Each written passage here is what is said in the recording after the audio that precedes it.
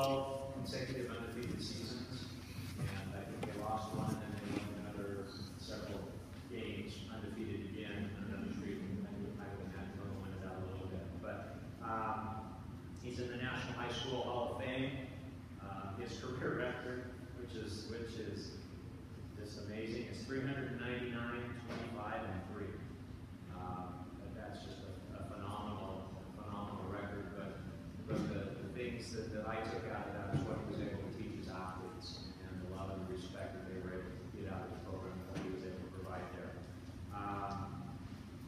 He is a multi-time winningest coach in California high school football, and those of you, there was a major motion picture when the game stands tall that was made about the program and what he was able to do there, and some great stories and things that happened in there. So we're really lucky, I believe, and I'm excited to hear Coach Ladd speak. And so I'd like to right now turn the time over to him, and I look forward to it. Thanks, Tony, for inviting me to share my story with you guys. I like to take those opportunities when they arise. They don't arise all the time, but I enjoy it. And maybe if you can get something out of it, or if you pick out a few good things, then it's worth my time, and hopefully it'll be worth your time too. And John's presentation I thought was fantastic. I was up there listening and going, yes, yes, yes, yes. You know, I think we're going to have a lot of crossover. I'm not as well read as him or educated as he is, but most of my knowledge came from the lived experience. I was hired when I was 24 years old to be the head football coach at De La Salle, in a place that football was not even an afterthought.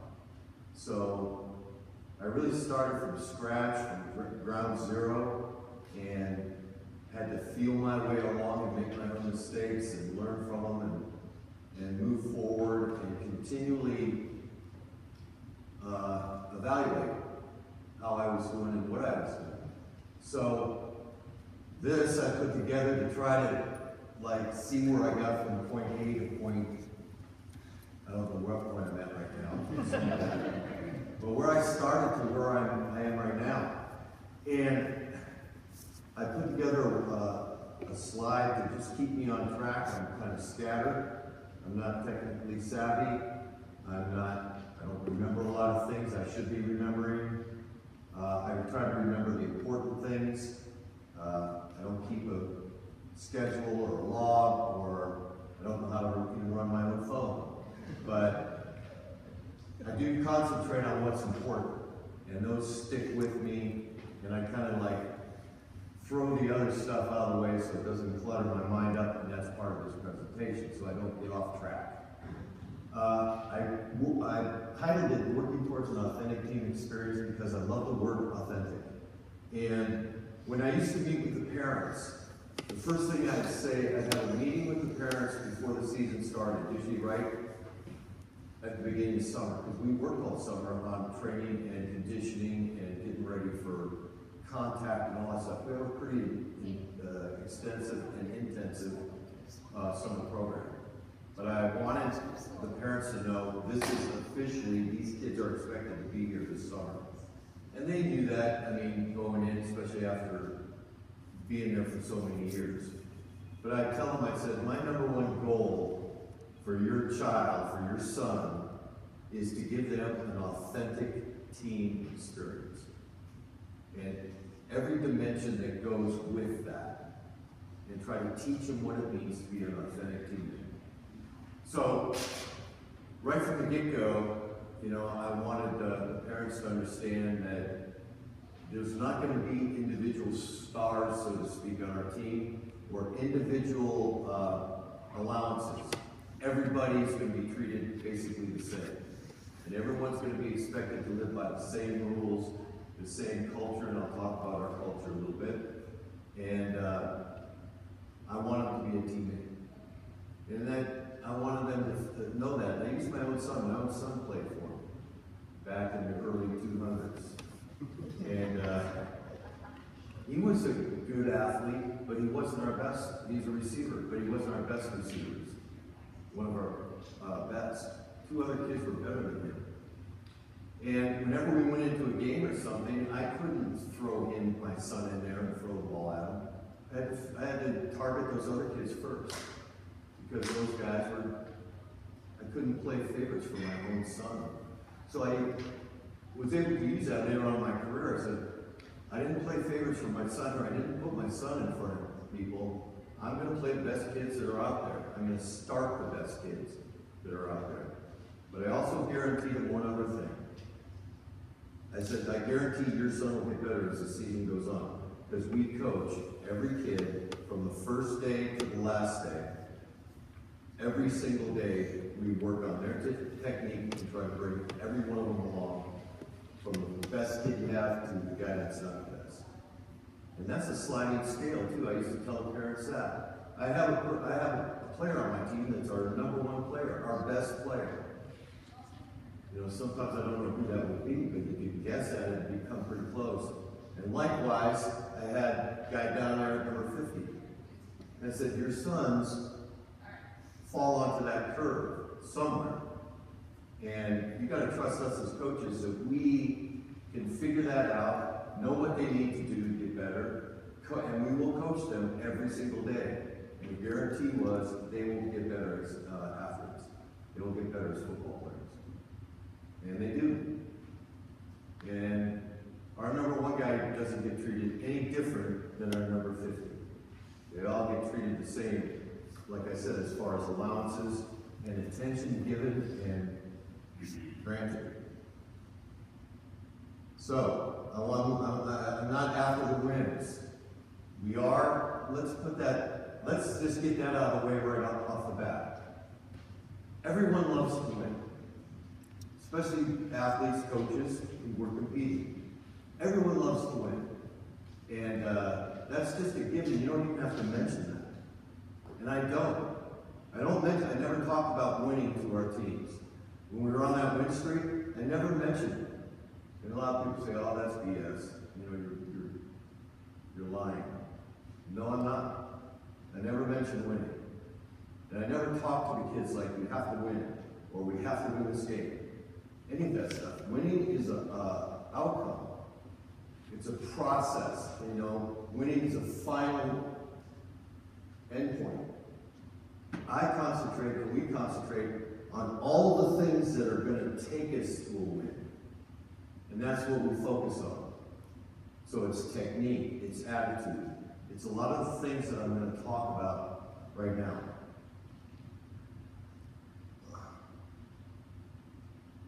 First of all, I've coached as a head coach for 34 teams in my career. And then now I'm an assistant coach, helping the coach that played for me in the 90s. He's now the head coach.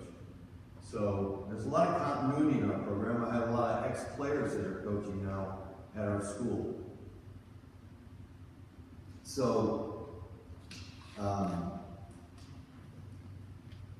coached head coach for 34 teams. Every single team was different. Every single one of them. And I believe every team has a soul or a spirit to it. Just like every individual does. And sometimes that soul and spirit is anemic, and sometimes it's strong and it's vibrant. I had undefeated teams where we walked out of the season as coaches and said, thank God those guys are done, finished. They happen to do the right things on the field. They happen to keep themselves eligible or within our culture, so to speak. Maybe pushing the limits, but we're not a real enjoyable group to work with because they didn't enjoy each other. So there were camps or this or that. But every team was different. And I think that every team is the sum of all their collective personalities. That a few can ruin the team, and the more kids you have that are willing to step out of their comfort zone and embrace other people, the better teams you have, the better teams I have. So, every team has one, and my focus and our focus at De La Salle is usually primarily on the individual. We work an inordinate amount of time one-on-one with kids. Pulling them in after practice, before practice, what they're doing in the classroom. We hear this around school. We work on their behavior, their attitudes, a lot of things that are not football related. That's part of our culture. We have probably about 10 or more. It's not really written down for us, but when the kids come in, they learn it quickly when they start as freshmen and as they go on, what our culture is. And it just evolved over the years. There's expectations we have for our kids, and they know it coming in. I don't know, we don't write them down. We mention them and talk to them before we went out last night to play our game. We mentioned our first two cultural things that we do as a football team. Head coach was saying, remember, our culture, first two things, no one's going to outwork us or out-hit us. We're going to be more physical than the team would play, and we're going to be more conditioned or better conditioned. And that's just two. They go from there. We require every athlete on our football team. You're not going to drink, and you're not going to do drugs your entire 4 years at De La Salle. From January 1st to December 31st. So if these kids think in the summertime, or at the end of the year, we're going to go out with the seniors, our juniors, we're going to go out with the seniors, and party it up and get drunk and stuff. If they do, we find out. In fact, that part of that culture is that if kids that aren't playing football see our guys out there drinking, doing drugs, they come and tell us. Hey, I saw so-and-so at a party, he was drinking. And I thought that was cool. Because those guys don't want to see our guys kicked off the team or suspended for games. They want those guys. In a lot of ways, they're looking up to those guys. As these guys are doing something difficult that most high school kids don't do. Do we have to suspend kids for games and stuff when they violate that? Yeah, we have. Kids have gone out in the springtime with the seniors. We're graduating in 5 days. Get drunk, go to a party, we hear about it. Boom, they're automatically suspended for our first game. And if it happens again, it'll be like for 3 games. We've suspended some of our best players going into our first games of our seasons. But kids, word gets around. And we chase down those rumors. If you hear rumors in your program that, hey, this is happening or that's happening, a lot of coaches don't want to deal with it. It's a headache. It's like, don't tell me. We are not like that. If we hear rumors, we're like, sit down. What do you got? And most, 99% of the time, rumors are true. So you have to doggedly follow up on all that stuff if you want to preserve the culture of what you want. Part of our culture also is that you're going to be a good student. You're not going to be disrespectful to your teachers. You're going to stay on top of your homework. Academics comes first. All the things that we're going to treat each other with respect, all the things that make us wonderful human beings, that's part of our culture. And luckily, we've had more teams that can follow that than not. Anybody know who that guy is? Sometimes I go out to present and use this guy as an example, and I'll have kids in the audience and stuff, or young adults. I go, you know who that guy is? And always going, no. But I guess it's my kids' age group. My oldest boy is 31, and my youngest is 26. And they used to watch The Simpsons. And that's Nelson from The Simpsons. So if you don't know who he is, he's the town bully. He's the town guy that everyone hates. He picks on all the kids, laughs at them, punches them, all those things. When he shows up on the screen, everyone gets bummed out, in the show. And they don't want him around. And these guys are pretty creative, the guys that put the show together. He is your stereotypical bully. And I use that guy as an example of kids that I have had on my team throughout the years. Luckily, I don't have a whole bunch of them, but I've had them. And they're kind of kids that do things that, they're not doing things enough to get them kicked off the team, but they're not good team guys. And what I mean by that, this guy I'm thinking about in particular about 10 years ago, 10 years ago, he was a good lineman. I coached the lineman at that time, and he was a decent athlete, and he was a starter. He was like one of my best linemen. But there were things about him I hated. He used to pick on the sophomores, and just call them nasty names, or make fun of them here and there. And he didn't have senior friends, even though he was a senior. And all of a sudden, I found out that sophomores were gravitating to this kid, and so he's creating these camps because the sophomores didn't want to get picked on by him. So he kind of had these guys, or he had these poor kids around him all the time. And I coached him. He always questioned what I was doing. Why are we doing it this way? Why don't we try this? So I had to give him a no question rule came out for him. You're not allowed to ask me any questions. You're going to do what I tell you to do. And I got fed up with him. I mean, he was just annoying and a pain, not a good team guy.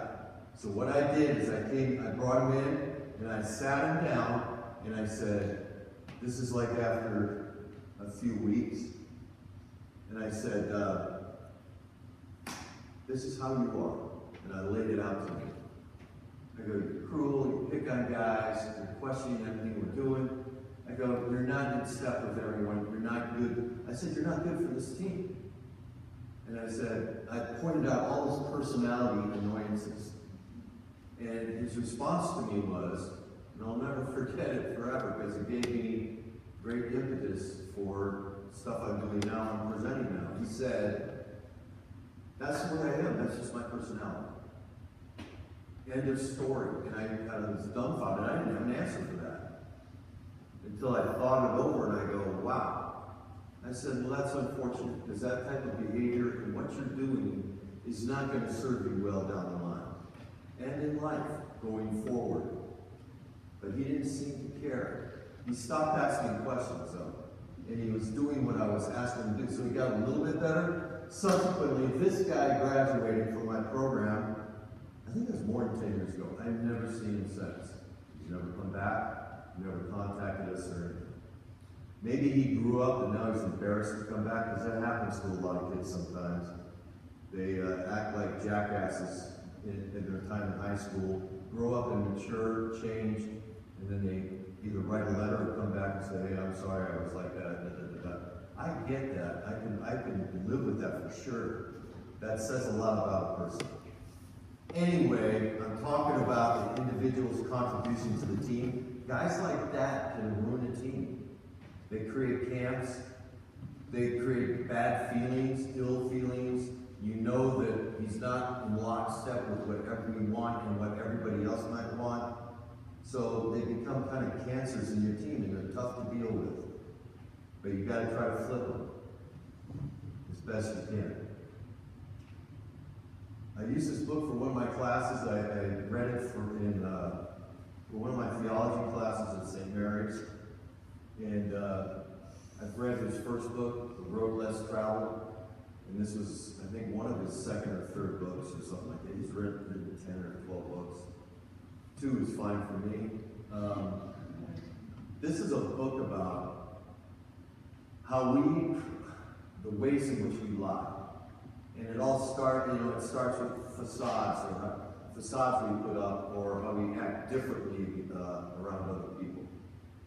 And one of the best things he put in this book was this. And it's kind of an intimidating title, but it really is good. He talks about group evil too, which is good if you're working with teams. It says, in order for growth, specifically spiritual growth, to take place, we must not be beyond self-reproach. I ask kids sometimes I share this presentation with kids one-on-one, and I'll get to that in a second. I'll I'll ask, do you know what self-reproach is? And they're like, no. And to put it simply, it's like Michael Jackson's song, Man in the Mirror. I said, can you stand in front of the mirror and look at yourself and objectively, honestly evaluate yourself as a person? Am I doing the right things? Am I making good decisions? Am I a nice person? Am I a helpful person? Am I caring, loving, hardworking? All of those things. All the traits that make a well-rounded, healthy person. Can you look at yourself in the mirror and can you honestly evaluate yourself? And I said, because if you can, that's a huge sign of strength and courage. And this is the type of things that this kid would not do. He didn't want to do that, and I don't know why. Because I thought, maybe he's insecure, maybe he's angry. There may be a lot of things that I don't know about or could figure out from talking to him that would make him that way. Maybe he was picked on as a kid. So maybe his father picked on him. I don't know. But that doesn't give him an excuse to carry on that tradition. And he was not willing to do that. He said, that's the way I am. That's my personality. And I thought, what a cowardly thing to do.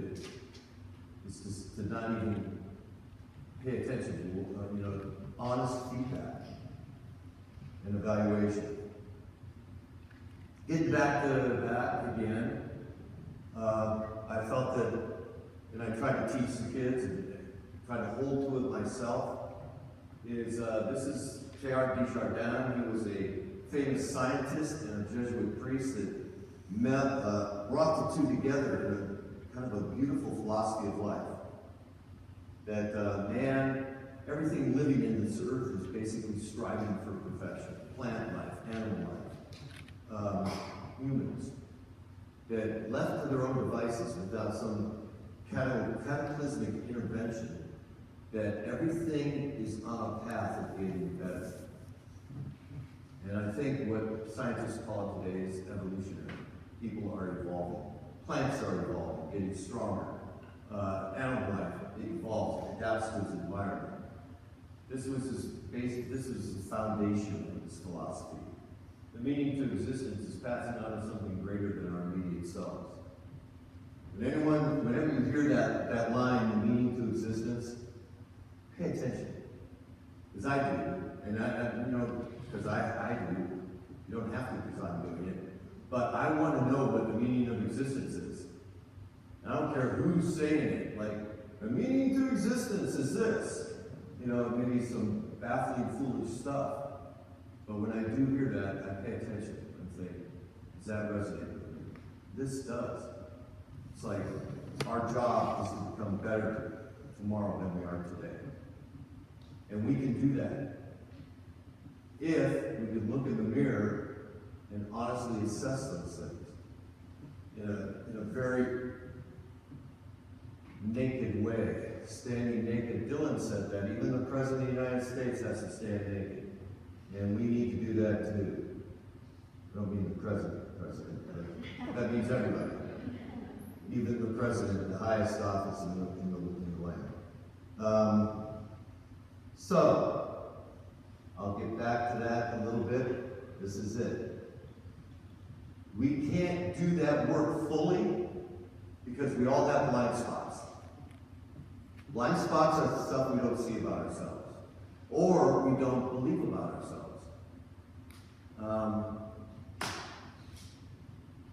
My wife's up there in the top row, and this was last year. It was during football season. We were having a bad week. I was in a bad mood, and things were going right. I can't even tell you why I was in a bad mood, but I get in bad moods. We all do. So everything bothered me that was in my way. And it just so happened for that week, my wife was in my way, and she got fed up with it. And then near the end of the week, she said, you know something? You haven't said anything nice to me in 5 days. And my reaction was, there's two things wrong with this. One, she's actually counting the days. And I thought, man, that's pretty amazing. The second thing I thought, well, my next initial reaction was, well, that's BS. That's not me. I'm not that way. But then I thought further, and I'm like, yeah, she's probably right. And I didn't want to be that guy. I don't want to be the guy that's going to take stuff out on her. She's a wonderful person, very loving, very lucky to have her, and as my partner, and she doesn't deserve that. So that was a moment for me to look at myself and say, if I'm getting into some of these moods, that I need to do something about that, or at least not blame her for stuff. And what I'm driving at there is find people that love you, friends, other coaches, parents, sisters, brothers, people who know you well. When they give you constructive criticism, pay attention. Because, again, if they care about you, 99% of the time, it's correct. But we have those blind spots in our lives where we say, I'm not that way. No, I'm not that way.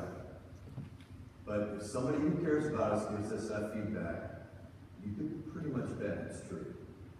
So take it in and look at it. That guy, like I said, that Nelson dude, he had blind spots. He didn't want to see it or have anything to do with it.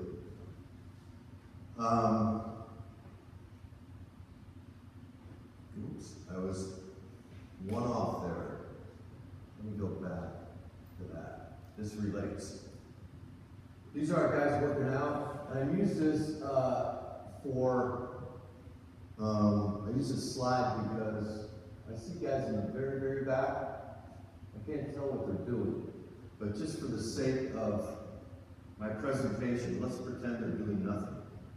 They're just standing back there, goofing off or taking a break. I try to let all our guys, and our guys know that. I think that's part of our culture too, is that you can't hide on a team or any other place, and whether at work, when you're with people for a significant amount of time, you're going to be discovered for who you are. If you're a good coach, you're going to be discovered as a good coach. If you're a bad coach, you're going to be discovered as a bad coach.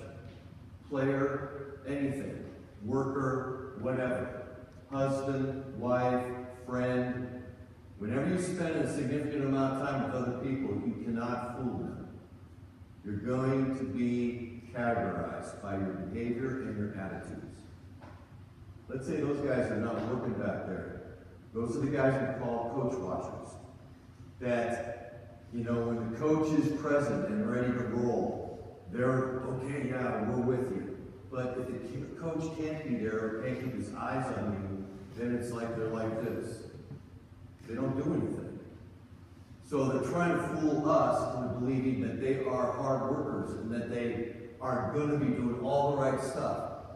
But you can't get away with it. They don't get away with it. They think they can, but they can't.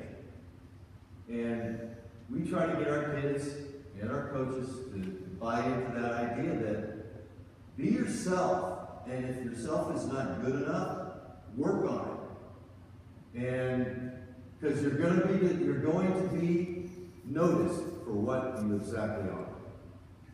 You can fool us maybe for a time, but it's not going to work.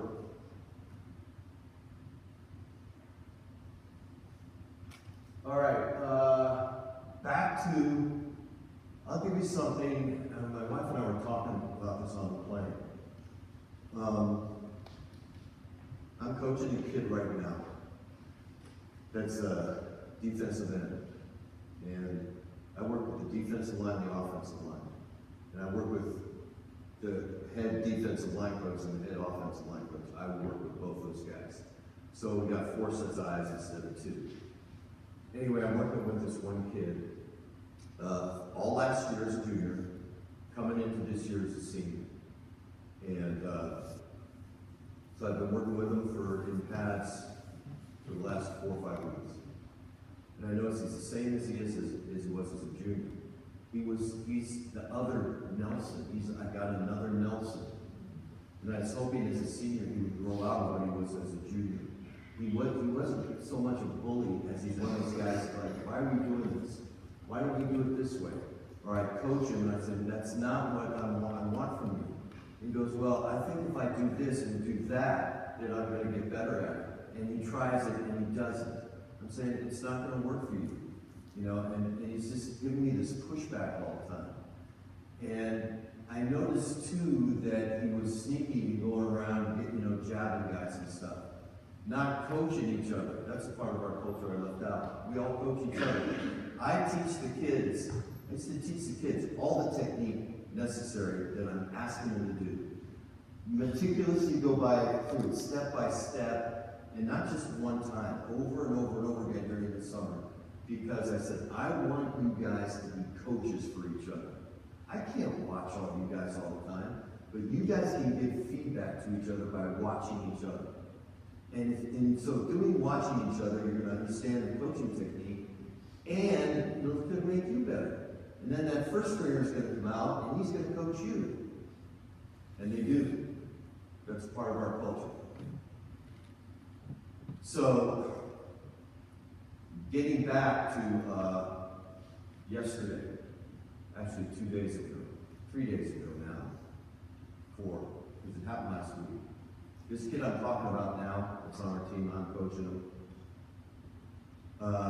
He came in he was playing scout team defense. We were on first team defense because he's a starter. He comes in, we have a sophomore running back on our team. And sophomore running back, he's a little guy, but he has talent. We're trying to bring him along. So he's on our scout team. And he turns out to block this kid who weighs 225 pounds or 30 pounds. Little guy weighs probably 165, 70. He takes a full run at this kid and just knocks him out of his shoes. So we kicked that kid out of practice and said, I didn't meet with him, the head coach met with him, and told him, he said, one more thing from you and you're gone. He says, you're writing a letter to this kid, this sophomore. He says, I want a letter from you too, about what basically about you. Write about yourself. So he wrote this 2-page, 1-space letter about himself. For no spaces, I mean, it's just a lot of writing. And he gave it to the head coach and the defensive coordinator. And they both read it, and one of them gave it to me. They said, read this is pretty good. So I read it, and this kid was spot on as to what he's like. He had this awareness of himself that was phenomenal, matched up with what all the coaches thought about him, telling about all the things he did wrong, all the stuff he does wrong, all his sour attitude and all that stuff. He even learned stuff about him I didn't know.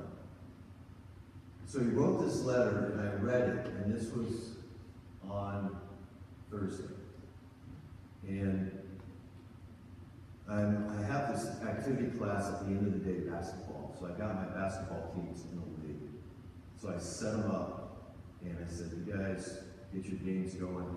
I sent a note to this kid. I told him the day before, I said, see me in period 6, and I want to talk to you. And period 6 was a double block period. It was an hour and 20 minutes. So he shows up. I got a table out, 2 chairs. And I start going through this presentation to him. This is exactly what I'm doing right now. And I'm trying to explain to him. And the reason why I did that, and I'm doing that, is because I felt this kid, from what he wrote in that letter, was ready to make a significant change in his life. Because what he did is he did the man in the mirror stuff. He stripped himself down, said, this is how damaged I am in a lot of ways. And when you do that, you're kind of like emerging out of an egg. And I knew he would be in a vulnerable spot. Like, what do I do now? So I got him one-on-one, and this thing, I sat with him an hour and 15, 20 minutes, and went through a lot of stuff. And he's not a slow kid, he's a very bright kid. And I'd ask him, do you understand this? He goes, yes, I understand that. Yes, I understand this. Yes, I understand that. And I said, this could be a moment in your life that will you remember forever if you just can do something, make that bend in making yourself a better person. And I told him, I go, you have to be nicer to people. You have to be willing to help people. You have to be a loving person. You have to be a good teammate. You have to encourage other kids. You have to be better than not what you wrote a day ago. And I know that's going to be foreign to him, but now I see it as my job to follow up on him. I feel we made a connection. I know I made a connection to him. I don't know if he made a connection to me, but I'm going to follow up with him for the rest of this year and check in with him and ask how it's going. Because he did have to work like I get who I am. And I was like, that's awesome. And I told him that was a very courageous letter. And you deserve credit for that. But the big but is, where do you go from here? And I want to try to help him navigate that. So that's what we're talking about, the individual, what he contributes to the team. That's what we're talking about, and that's what we'll try to do. And it's not to get a win. We definitely want to change kids' lives. And teaching them how to be authentic teammates does. And the wins are, like I said, are the outcomes. John talked a lot about this type of stuff. This is a peer feedback. And you got to be careful when you use it. This is an exercise. If you want to take pictures of it or anything, or use it as on your in your team meeting or team meetings. We let our kids work out with each other. We let our teams work together for 2 months first, so they get an idea of what they're all about and what he's like and what he's like. So after they've been together for 2 months, we give them this piece of paper. And I'll just speak from when I was a head coach. I'd give them the piece of paper and I'd say, be as honest as you can and fill this out honestly and objectively. And I give it to them and I say, bring it back in 2 days. And they do. They hand it back. I look through them to see what they put, to see how I thought they were. And the kids will be pretty honest in evaluating themselves. That's what I found out that surprised me as a coach. Almost all of them came back spot on. They knew their strengths, they knew their weaknesses. So after I gather them, we break down into our coaching groups. So I have a lineman, and there would be about 20 of them, 25 of them. And this is labor intensive, and it takes time out of your day, out of your practice or whatever. But we weren't in season, we had time to do these things, we were close to our season. We get in the classroom, build a circle, I'd pull one out, I'd give it back to the student, the player. I said, read that off. I said, everybody else has to pay attention. And as you notice by the questions, after he read it all off, he had to ask other guys if what they observed was correct. And they either affirmed it, or they said, well, I don't know if you work so hard in the weight room, or I don't know if you're such a good teammate. I don't know if you're very friendly or not. Whatever it is, kids start holding each other accountable. And then I pick other kids that I wanted to hear from, and what they thought. I knew some guys won't pick their friends. They'll pick other guys that they think don't know them well. But I'll pick guys that they're buddied up with, and I'll ask them what they think about each other. And when I started doing this, I always thought, oh, they're probably not going to be honest with each other. Wrong. They were honest with each other. And that's got to be insisted on by us, too. And of course, I would give my feedback, and some of the coaches that worked with me would give their feedback. Here is what I see about you. Putting that mirror in front of them and say, this is what I see about it. And I wanted to do it like this with the players, and because I want them to take ownership of the team. I always tell the players, the harder I have to work, the worse we're going to be. You guys got to take ownership. You guys got to coach each other. And the more we do that, the better we're going to be. And it's played out for me over my career like that. The only problem with this, you have to have a little bit of counselor in you.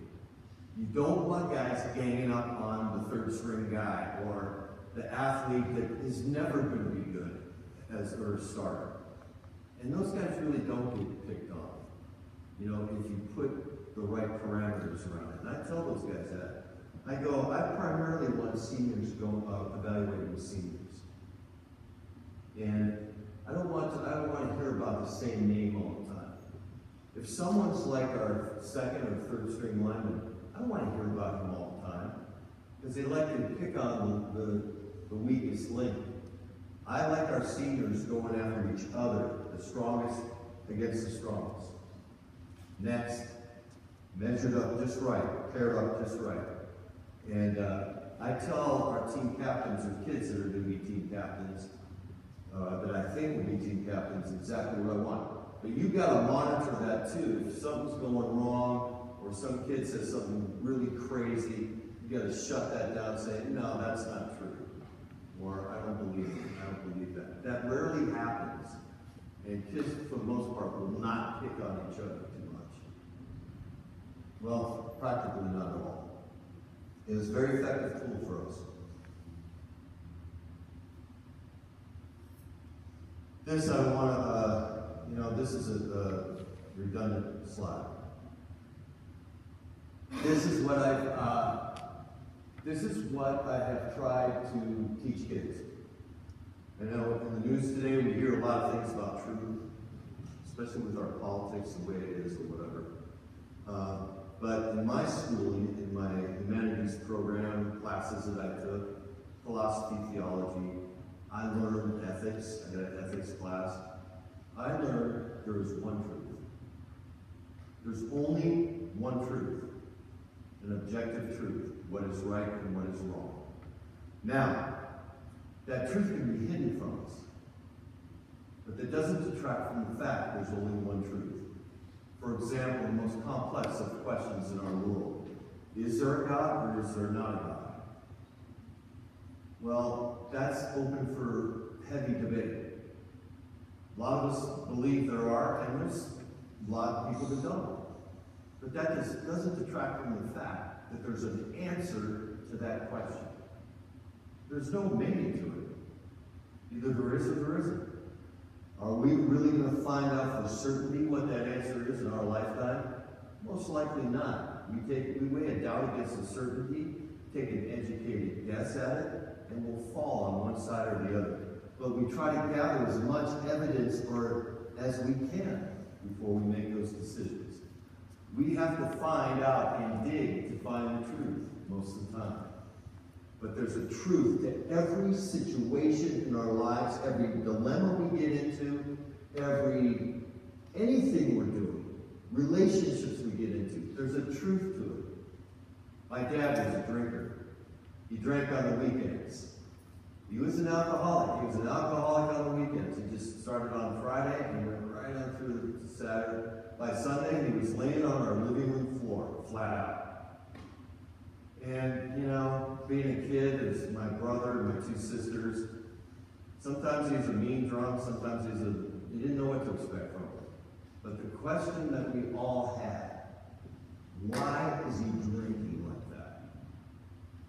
And we could never really figure it out. Because he wouldn't talk about it. He wouldn't get help.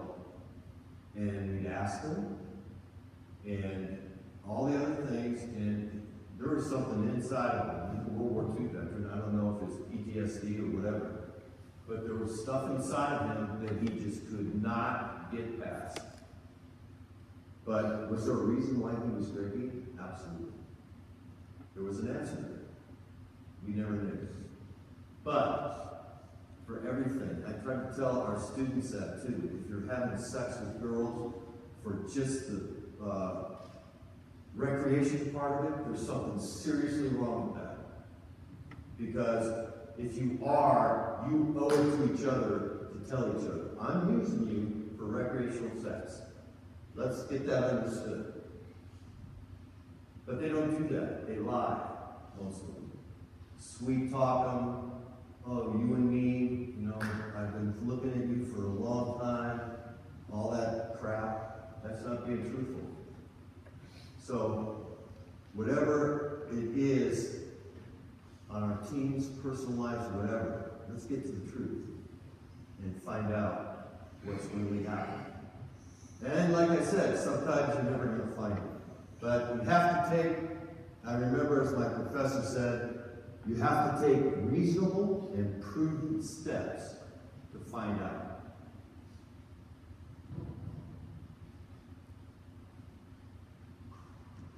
I know it's taken a long time, but I'll run through this if I can.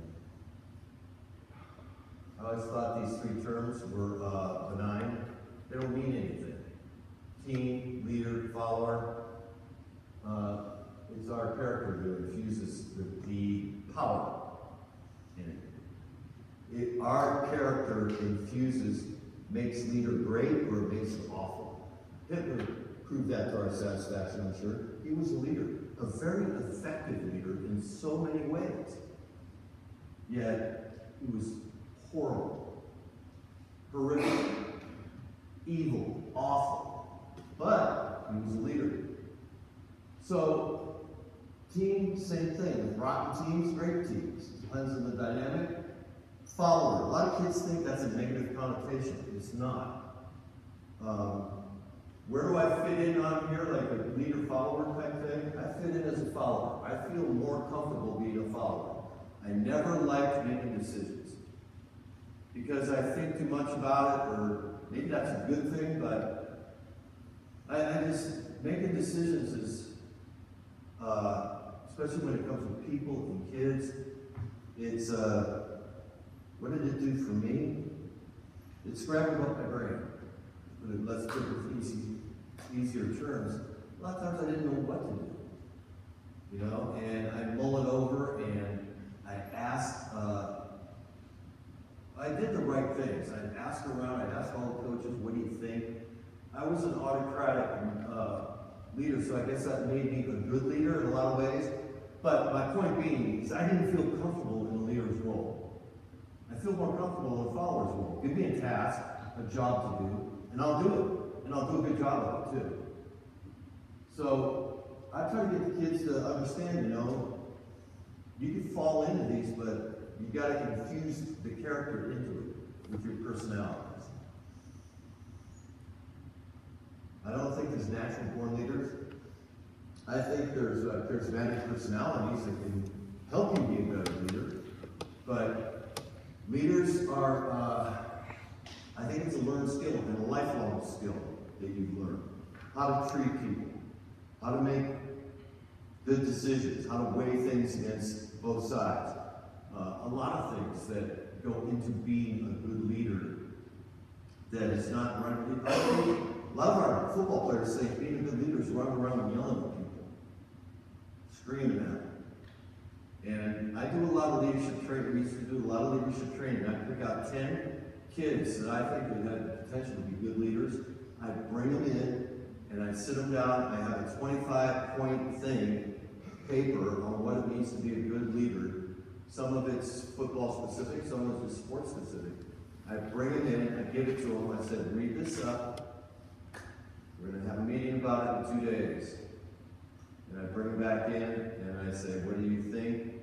Can you be these guys? You know, and I go through personal. I go, yes, I can do this. Yes, I can do this. And leads me to this. Every successful team has multiple dynamic leaders. And by dynamic, I mean guys that are doing everything right. They don't have to be running around yelling and screaming and teaching and, you know, being the guy. I look at leaders as guys that you don't have to worry about. Like, this guy, he's a junk. He doesn't, you know, I don't have problems that's a good leader. So,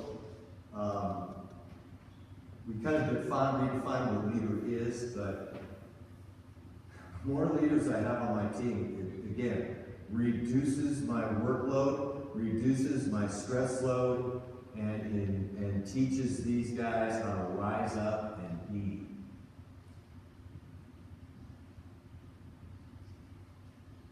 You know, ask yourself that question: would you like to be taught and coached by you? Early in my career, no, I would not have wanted to have been coached by you. I was 24. I was coaching kids that were, some kids that were, you know, I was 4 years older than they were, or 6 years older. They had brothers older than me. Literally, when I was young, probably all the way up through my 20s, I looked like a high school kid. And all the teachers and all the parents would come up to me and go, "You know what Coach Lattiser is?" I want to talk to Coach. I go, "That's me." And they'd be like, "Oh, you know, you look like one of the kids." So early in my career, I distanced myself from my team. And I didn't want those guys running me over. And what was that to me? Why did I do that? I was insecure. I wanted to have control. I didn't want to get run over by those guys. And so everything was more business. You're not going to do this. We're going to do that. And after, I don't know, probably 4 or 5 years of that, it wore me down because that was not me. I was being something I wasn't. And I noticed that in some of my coaches too, that I got to know around school, teachers, that would be these wonderful classroom teachers. And then they'd come out to the football field and be tyrants. I mean, like, just Jekyll and Hyde. And most of those guys do that because that's how they were coached. And I was coached by a hard, driving, really tough coach in high school. He was incredibly tough. And I thought maybe starting out, maybe that's the way I should do it. But it wasn't me, and I knew there was a different way, and I did it. Now this is going to go a little bit different than the Stickums. I totally agree with these, 100%. But one of the things as a head coach that has helped me the most is that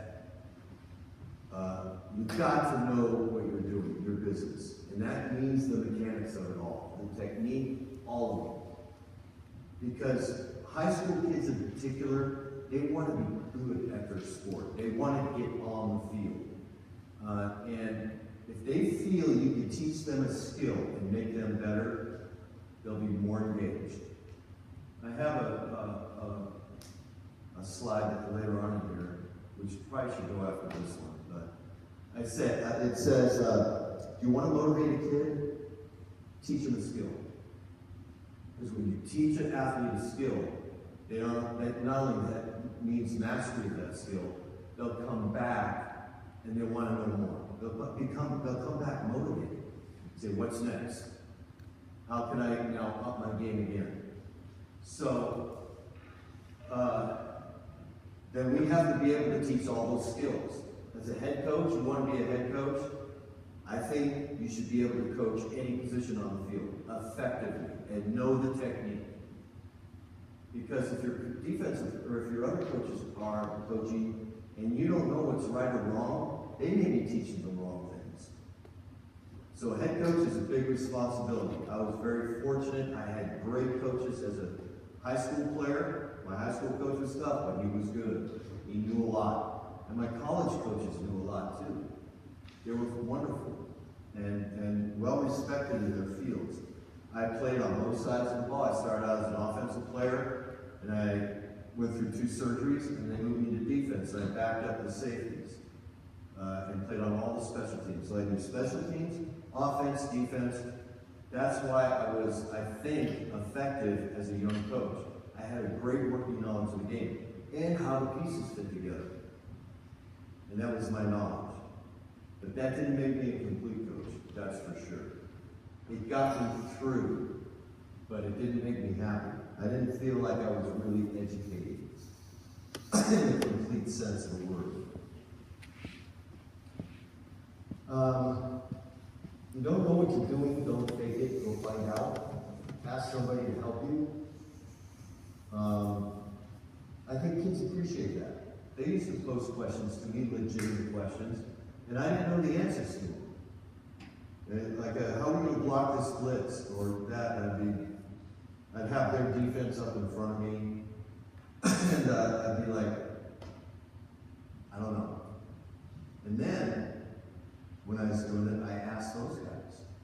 Because I had a line one year that was like, they were 1,200 SAT kids, right, from tackle to tackle, and I thought, and they were smart, and they were clever too, and they were funny. They used to give me a hard time, but, you know, they would pose legitimate questions, and I'd look at it and go, I don't know. I go, what do you guys think? You're going to be playing the game. And these guys took that seriously. They were like, well, you know, why don't you take my guy, I'll loop around and bring this, and come up on yours. That way we can still pick up the loose guy on the outside. And I'd be like, okay, let's do it that way. And I did that, once I did that, I started doing it every week with them. We'd go over their fronts and we look at stuff. And I'd have an idea what we wanted to do, but I'd ask them, what do you guys want, how you want to block this play? With this front in front of you. And they enjoyed it from that point forward. They'd start, let's do it this. You're all like, okay, let's do it that way. So as the game went on, as games came in and the games went on, I coached defensive position too. I coached inside linebackers. So when I called the plays on offense, I had to go over to defense and watch my guys on the field. And I noticed those guys would come to the sideline and they'd huddle up and they'd start talking to each other. They were solving their own problems. They were seeing if they came out with something different, or they were running something different than what we practiced for. They'd all huddle up. We had a oil board, and they'd go over there and they'd start fixing the problems. And I thought, that's awesome. And then I thought, man, I'm a genius teacher. These kids are teaching each other now. But it was only a result of I didn't know what to do myself. So sometimes asking those guys and letting them in on, you know, the planning part of it, and we do. We check in with our guys all the time, like our quarterback and our running back, and especially our quarterback and kids that are in key spots for plays and say, give us your favorite plays. We have our guys write down their favorite plays and give it to us, especially the quarterbacks. What do you feel really comfortable running in this game? And they'll give you the list. And we take those very seriously.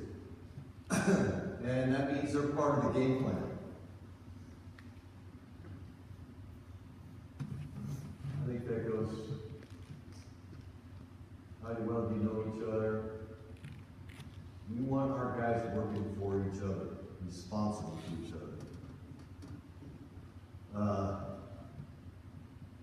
You know, in football, you got 8 guys or 11 guys on the field. And trying to get all 11 to do their job is hard. And it always turns out when we're watching film that 8 or 9 guys will be doing their job, and 2 won't, completing their task. And that's what kills the plays. That's what kills the plays. It's like, oh my God, all these other guys are doing their job, and this guy blew his assignment.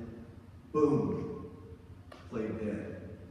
And it happens so, I wish there was a statistic on that, but we want those guys depending on each other. Ownership of the team. You do your job. That's another thing. People ask me, what do you say to your kids before they get on the field? You know, with this win streak and all that stuff. They always thought that I was like New Rodney. Get them into this frenzy and they'd be running out there like wild beasts. I never said anything really. I wanted our guys ready to play on Thursday night. I talked to them just like I'm talking to you about what we needed to do